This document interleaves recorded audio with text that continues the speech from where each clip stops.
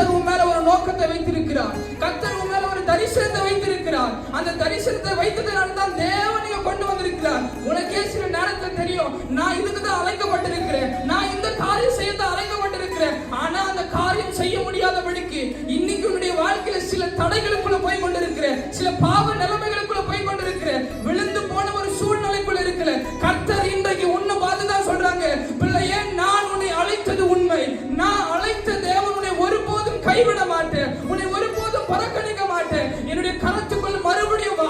கர்த்தர் இங்க அநேகரை உடைந்து போன பலிபீடத்தை மீண்டும் எழுப்புகிறத பார்க்கிறேன். விசுவாசிக்கிறவங்க கையை தட்டி ஆமென் சொல்லியோ, கையை தட்டியோ, அந்நிய பாஷை பேசியோ அவரை உயர்த்தும் பொழுது நீங்க எந்த இடத்துல உடைக்கப்பட்டிருக்கிறீங்களோ அந்த இடத்துல ஒரு புதிய அபிஷேகம் எழும்பட்டும். மறைத்திருக்கிற சூழ்நிலைகள் இப்பொழுது மறுரூபம் பண்ணட்டும். கர்த்தருடைய ஆவியானவர் இறங்கி அசைவாடி கொண்டிருக்கிறார்.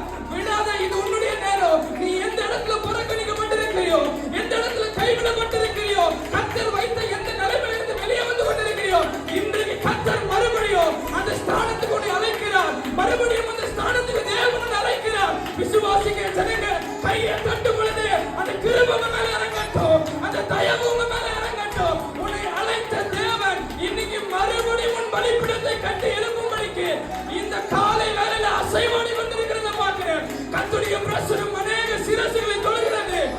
எஸ் ராபா கரலதியான்சோ. உடைந்து போன பலிபீடத்தை தேவன் மீண்டும் உயிர்ப்பிக்கிற ஒரு நாட்களாய் இருக்கிறது. எனக்கு தெரியும், இங்க இருக்கிற அநேகரை, இங்க இருக்கிற எல்லாரையும் தேவன் அழைச்சிருக்கிறார். இங்க இருக்கிற எல்லாருமே ஒரு நோக்கம் இருக்கு. மனுஷர்கள் பார்க்கிறதை போல தேவன் நம்மளை பார்க்கிறது இல்ல.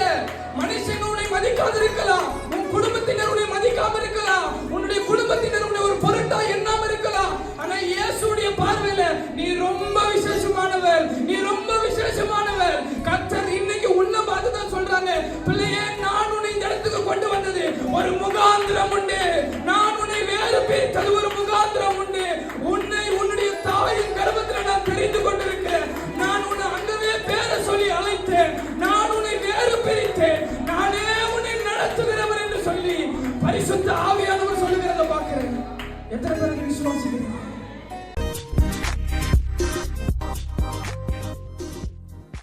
Thanks for watching. Drop a like, leave a comment, and don't forget to subscribe to watch more videos like this.